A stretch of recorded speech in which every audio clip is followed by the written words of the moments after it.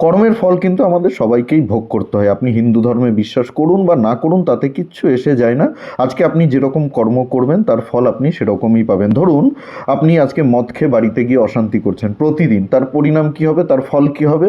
আপনার সংসারটা টিকবে না, আপনার সংসারের উন্নতি হবে না। এটাই তো হবে, এটাই তো আপনার ভবিষ্যৎ। আপনি যে কর্মটা করছেন, এই যে প্রতিদিন মদ খেয়ে বাড়িতে গিয়ে অশান্তি করছেন, এটা আপনার কর্ম। আর তার ফল কি? আপনার সংসারটা টিকবে না, আপনার সংসারে উন্নতি হবে না, আপনার জীবনে সুখ আসবে না। এটাই তো আপনার ফল। এটা একটা বিজ্ঞান, এটা একটা সায়েন্স। আমাদের হিন্দু ধর্ম এই বিজ্ঞান অনুযায়ী চলে, এই সায়েন্স অনুযায়ী চলে। আমাদের হিন্দু ধর্ম, সনাতন ধর্ম এই কর্মটাকেই সব থেকে বেশি গুরুত্ব দিয়েছে। আপনি যেরকম কর্ম করবেন সেরকমই ফল পাবেন। ভগবদ্গীতা সেই কথাই বলছে, কর্মের বাইরে কোনো ফল নেই। এই যে পুজো পার্বণ, আচার বিধি, নিয়ম নিষ্ঠা, এগুলো এতটা গুরুত্ব রাখে না। এগুলো আমরা আস্থা থেকে করি, ভক্তি থেকে করি, ঈশ্বরের প্রতি আমাদের সমর্পণ, সেগুলো আমরা করি পুজো পার্বণ, আচার বিধি এগুলোর রূপে। কিন্তু এগুলো দিন শেষে এতটা গুরুত্ব রাখে না। দিন শেষে হিন্দু ধর্মে গুরুত্ব রাখে আপনার কর্ম। ভগবান শ্রীকৃষ্ণ ভগবদ্গীতাতে বারবার এই কর্মের কথাই বলেছে। যেরকম কর্ম করবেন সেরকম ফল পাবেন। আপনি ভুল মন্ত্র উচ্চারণ করে ফেললে একটু আপনি নরকে চলে যাবেন না। অনেকে এরকমটা মনে করে যে আমি এই নিয়মটা ভুল করে ফেলেছি, আমি এই মন্ত্রটা ভুল বলে ফেলেছি, আমি নরকে চলে যাব, আমার মহা পাপ হয়ে গেল। একেবারেই তা নয়, একেবারেই তা নয়। আপনি কর্মটা কি করছেন সেটাই গুরুত্ব রাখে। আপনার কর্ম আপনাকে পাপের পথে নিয়ে যাবে, আপনাকে পুণ্যের পথে নিয়ে যাবে, আপনার ভবিষ্যৎটা সুন্দর করবে, আপনার ভবিষ্যৎটা খারাপ করবে। আপনি যেরকম কর্ম করবেন সেরকম ফল পাবেন। এটা খুব সহজ সরল একটা বিজ্ঞান, যেই বিজ্ঞানের ভিত্তিতে আমাদের সনাতন ধর্ম, হিন্দু ধর্ম চলে। আজকে এই বিষয়টা নিয়ে কথা বলার কারণ হচ্ছে এই পোস্টারটা। আপনাদের অনেকেরই হয়তো এই পোস্টারটার কথা মনে আছে।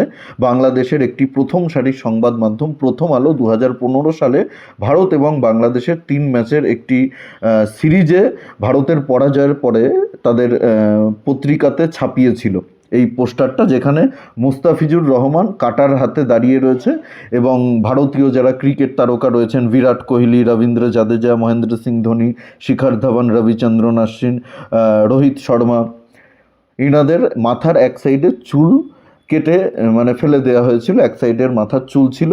আর এই পোস্টারে লেখা ছিল টাইগার স্টেশনারি, এখানে বাংলাদেশে প্রস্তুতকৃত মুস্তাফিজ কাটার পাওয়া যায়, স্টেডিয়াম মার্কেট, মিরপুর, ঢাকা।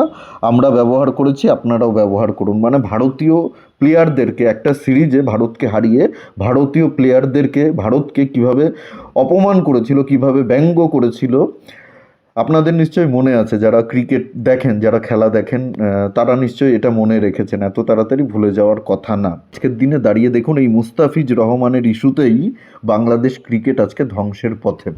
আইসিসির যে ভোটাভুটি হয়েছিল যে বাংলাদেশ ভারতে এসে খেলবে নাকি অন্য কোনো দেশে খেলবে, সেটা নিয়ে আইসিসি একটা ভোট করিয়েছিল।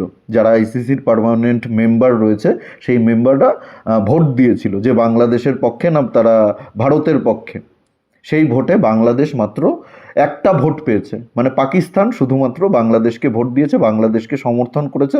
তাও এটাকে বাংলাদেশকে সমর্থন করা আমরা বলবো না, এটা হচ্ছে ভারতের বিরুদ্ধে ভোট দিয়েছে পাকিস্তান। বাংলাদেশের জায়গায় অন্য কোনো দেশ হলেও পাকিস্তান ভারতের বিরুদ্ধেই ভোট দিত, এটা খুব স্বাভাবিক। বাংলাদেশকে সমর্থন আর কোনো দেশ করেনি। ইংল্যান্ড, অস্ট্রেলিয়া, এমনকি যে শ্রীলঙ্কাতে গিয়ে বলছিল যে আমরা ভারতে খেলবো না, বাংলাদেশ বলছিল শুরু থেকেই যে আমরা শ্রীলঙ্কাতে গিয়ে খেলবো, সেই শ্রীলঙ্কা পর্যন্ত বাংলাদেশের পক্ষে ভোট দেয়নি। ভাবুন, এটা কি কর্মের ফল নয়? এই জন্যই কর্ম নিয়ে আপনাদেরকে প্রথমেই এত কিছু বললাম।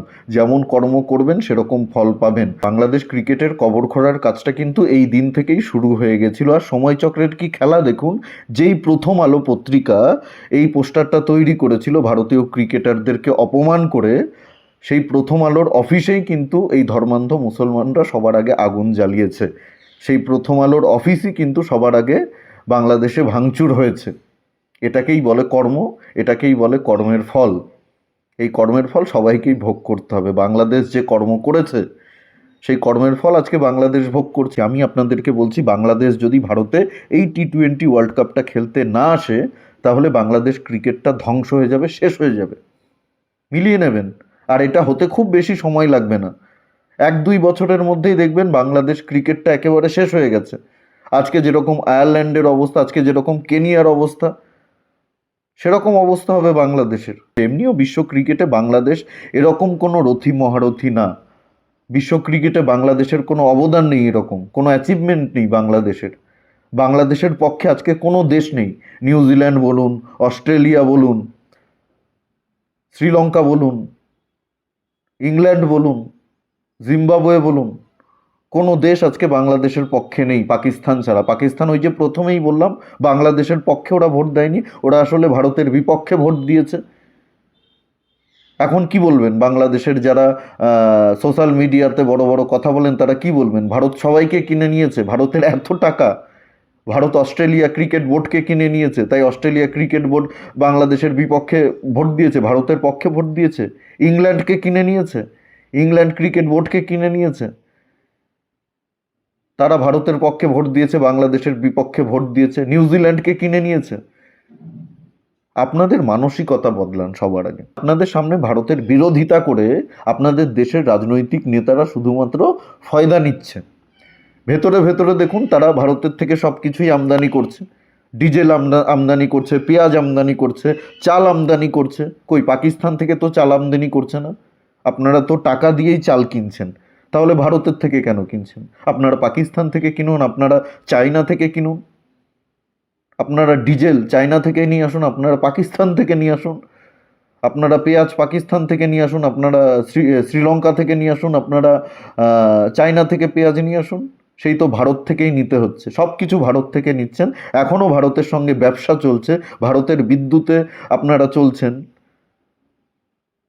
আর ক্রিকেট খেলতে গেলে আপনাদের এত সমস্যা। আপনাদেরকে উস্কানি দিচ্ছে আপনাদের দেশের কিছু রাজনৈতিক নেতারা, তার কারণ আপনারা ধর্মান্ধ, আপনারা মাদ্রাসা ছাপ। আপনাদের আবেগ সবার আগে কাজ করে, বুদ্ধি কাজ করে না, বিবেক কাজ করে না। সেই আবেগে সুড়সুড়ি দিয়ে তারা নিজেদের ধান্দা ঠিকঠাক চালিয়ে যাচ্ছে। ভারত থেকে ডিজেলও আমদানি করছে। ভারত তো বাংলাদেশ থেকে কিছু আমদানি করছে না, আমাদের তো মুনাফা হচ্ছে।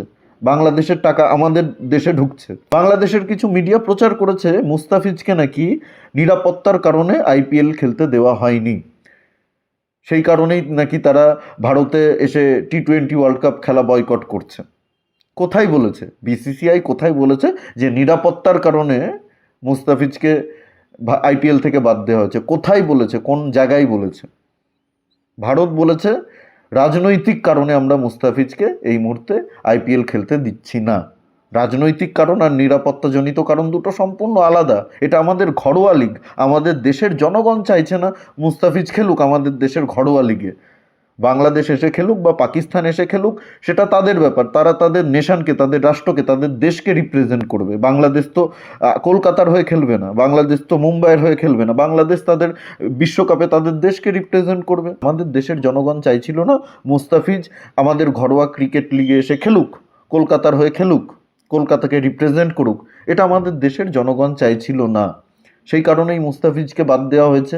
কোনো নিরাপত্তার ইস্যু নেই, কেউ মুস্তাফিজকে কোনো রকমভাবে থ্রেট করেনি। ভারতবর্ষের ক্রিকেটের ইতিহাসে এরকম কোনো কালো অধ্যায় নেই যেরকমটা পাকিস্তানে রয়েছে।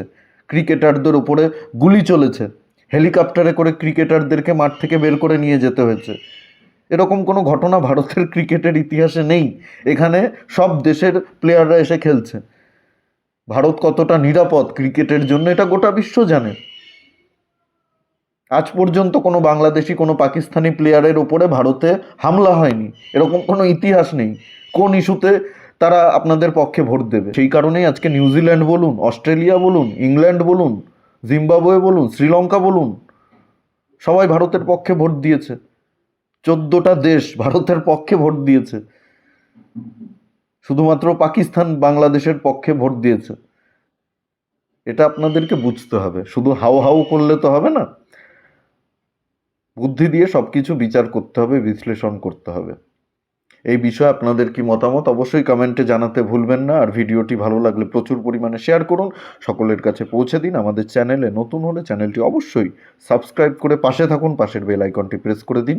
আমাদের প্রতিটি ভিডিওর নোটিফিকেশন আপনাদের কাছে সবার আগে পৌঁছে যাবে।